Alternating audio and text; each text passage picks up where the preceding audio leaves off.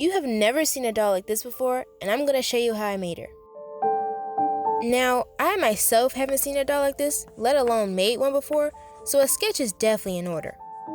Surprisingly, the idea that triggered all of this is simply the word summer. A couple months ago, I made a winter cello spirit of sorts, and I couldn't help but feel the urge to make a couple related dolls. Like sisters maybe, this one being themed after summer. I know we've all seen seasonal themed dolls before, but my goal and challenge is to really push each character's theme and elements into being something odd, even eerie, but still beautiful.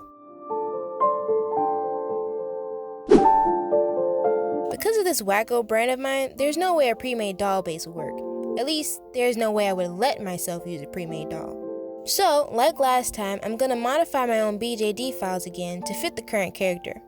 Basically, I'm going in and slicing each of the main body parts into two smaller sections, then going in with a texture map to create a rough cracked stone look on the edges. I want to push more towards a more destructive and controlling side of nature for this summer theme. So my idea is that she's an old abandoned statue that's been forcefully taken over by nature, broken down and yet rebuilt to create some all-new creature. When I'm confident that I've added a sufficient amount of cracks, I print everything using my 3D printer. Never underestimate the power of an FDM printer. You can get some pretty clean prints. Even though one day I will switch to printing most, if not all of my dolls with resin, I don't hate the quality you can get with good old filament. Because of the nature of filament printing, I do cover the imperfections with wood filler and sand it down with my e-file. Now to add the armature wire. I added holes in Blender to make this part a little bit easier. As you saw in the plan, I want the body parts to look like they're floating with the roots growing and taking over the stone. This was much more of a challenge on the legs because the hot glue was very much not cooperating and many times the wire would just not stick to the glue.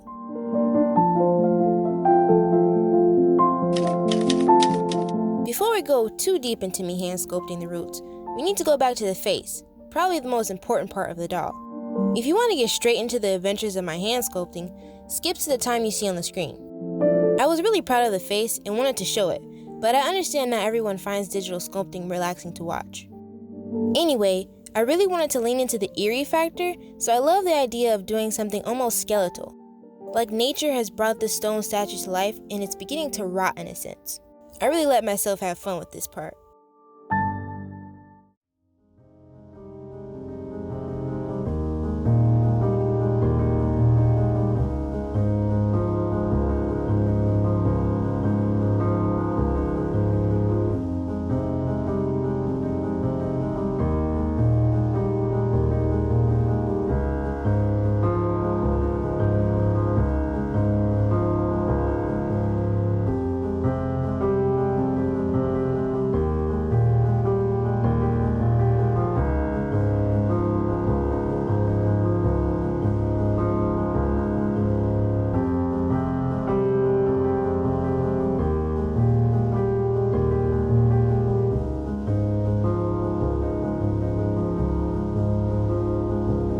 As you can see, the print came out really well, but I'm gonna go crazy with the painting to make those details stand out even more. First though, we need to jump back to sculpting the tree bits. I tackled her horns first because those were the least intimidating. Basically, I'm just smacking the clay on the wire and sculpting in twisting spiral and line details.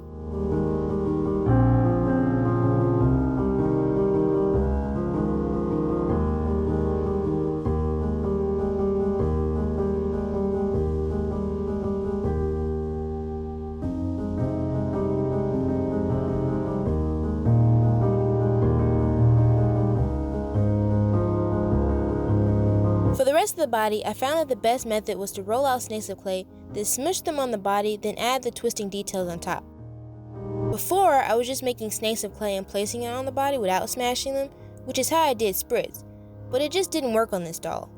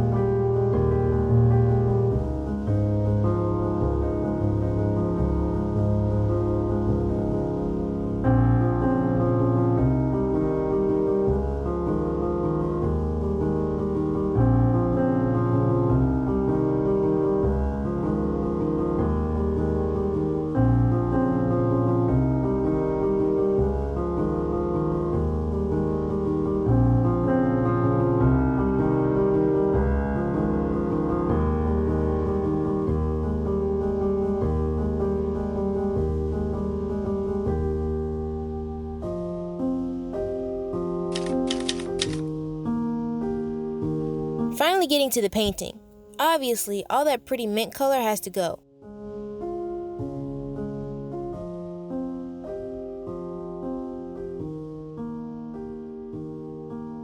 As I've mentioned a few times now, she's made of stone. To get that to translate into the paint job, I'm going to be using a splotching method. It's actually pretty similar to dry brushing, only you pat the brush on the surface instead of dragging it across. To make the stone texture realistic, I do a couple of layers. When I started, I really wasn't sure how the splotching would turn out, but I think it actually looks really good. Now let's hope it all comes together. For the roots, I'm going to be painting a desaturated tan as the base, then I'm going to use a dark muddy color to wash over everything.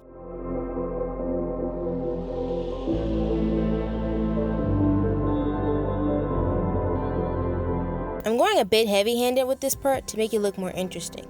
At this point, you really have to just trust the process.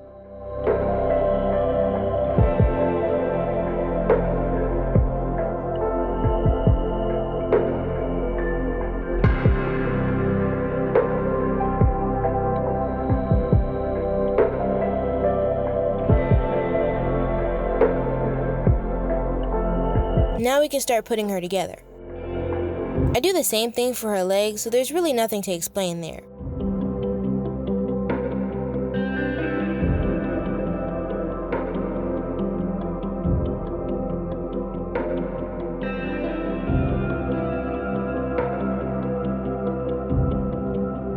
I was determined to make this doll have glowing eyes, and to cut a long story short, I had a few trials before I got it right. I ended up landing on the method of forcing 3D printed eyes to work. I hollowed out the eyes in Blender, then thinned the parts where I wanted the LEDs as much as I could. Once I painted them, I pressed the square part of the micro LED up against the back part of the iris and secured them in place with 2 types of glue. The way I made the head, the eyes fit snugly into the sockets, so it was pretty easy to put the eyes in place. Then I just dump a whole bunch of glue on top to make sure they don't come out. I borrowed my dad's soldering iron to connect the wires to the coin battery pack. I did also give her lashes. Just because she's rotting stone doesn't mean she can't be pretty. Nylon doll hair isn't getting any cheaper, and I couldn't find any braiding hair that was the right color, so we're switching things up this time. The bonus of this wig is that it's not only the perfect color, but 1, I have enough here for multiple dolls, and it only cost me $7, and 2, the hair is already in neat wefts.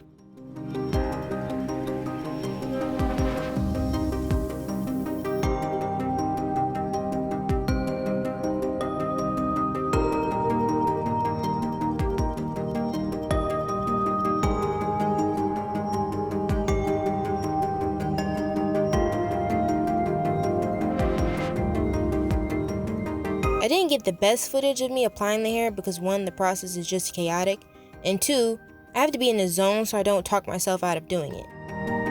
I should have filmed more when I laid her down on the table, but oh well.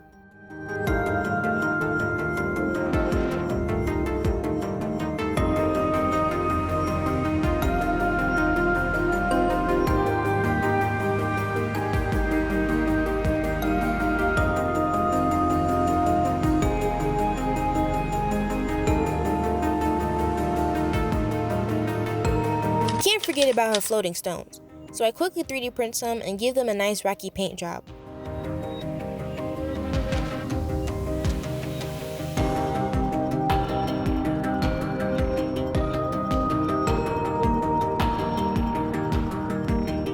Because these are a rougher stone, I just do the good old dry brushing method.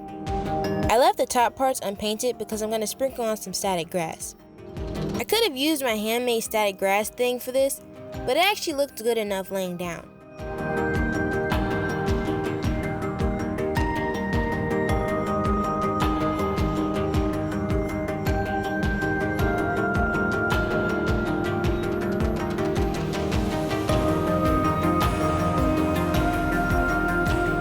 With some final touches, it's finally the moment we've all been waiting for.